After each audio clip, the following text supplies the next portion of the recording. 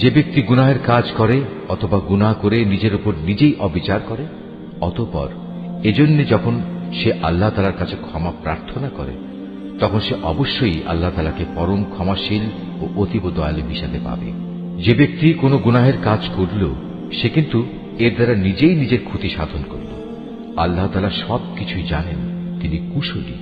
যে ব্যক্তি একটি অন্যায় কিংবা পাপ কাজ করল, কিন্তু সে দোষ চাপিয়ে দিল একজন নির্দোষ ব্যক্তির ওপর, এ কাজের ফলে সে প্রকারান্তরে সাংঘাতিক একটা অপবাদ ও জঘন্য গুনাহের বোঝা নিজের ঘাড়ে উঠিয়ে নিল।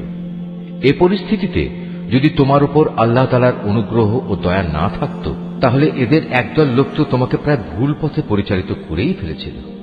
যদিও তারা এই আচরণ দিয়ে তাদের নিজেদের ছাড়া অন্য কাউকেই পথভ্রষ্ট করতে পারছিল না।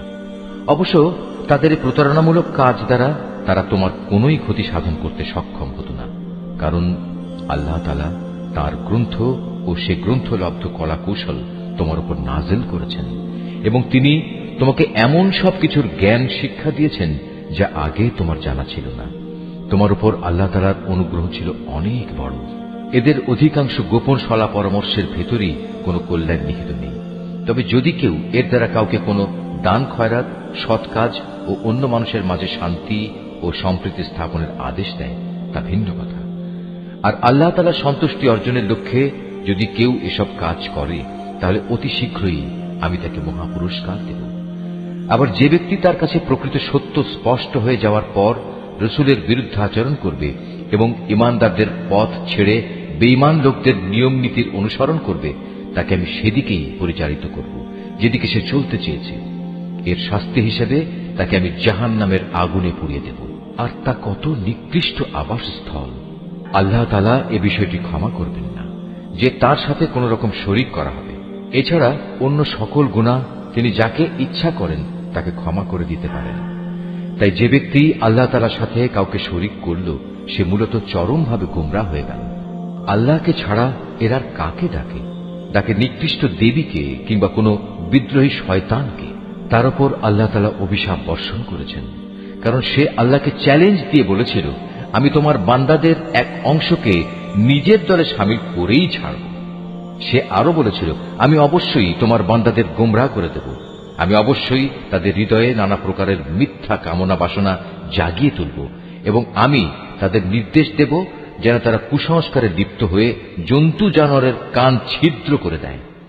আমি তাদের আরো নির্দেশ দেব যেন তারা আল্লাহ তাআলার সৃষ্টিকে বিকৃত করে দেয়। মূলত যে কোনো ব্যক্তি আল্লাহ তাআলার বদলে শয়তানকে নিজের পৃষ্ঠপোষক বানিয়ে নেবে, সে এক সুস্পষ্ট ক্ষতি ও লোকসানের সম্মুখীন হবে। সে অভিশপ্ত শয়তান তাদের নানা প্রতিশ্রুতি দেয়, তাদের সামনে মিথ্যা বাসনার মায়াজাল সৃষ্টি করে, আর শয়তান যা প্রতিশ্রুতি দেয় তা হচ্ছে প্রতারণা মাত্র। এরাই হচ্ছে সেসব হতভাগ্য ব্যক্তি যাদের আবাসস্থল হচ্ছে জাহান্নাম, যার আযাব থেকে মুক্তির কোনো পন্থাই তারা খুঁজে পাবে না। অপরদিকে যারা শয়তানের প্রতিশ্রুতি উপেক্ষা করে আল্লাহ তাআলার উপর ঈমান আনবে এবং ভালো কাজ করবে, তাদের আমি অচিরেই এমন এক জান্নাতে প্রবেশ করাবো যার তলদেশ দিয়ে ঝর্ণাধারা বইতে থাকবে। তারা সেখানে অনন্তকাল ধরে অবস্থান করবে। আল্লাহর ওয়াদা সত্য, আর আল্লাহর চাইতে বেশি সত্য কথা কে বলতে পারে? মানুষের ভালো মন্দ যেমনি তোমাদের খেয়াল খুশির সাথে জড়িত নয়, তেমনি তা আহলে কিতাবদের খেয়াল খুশির সাথেও সম্পৃক্ত নয়।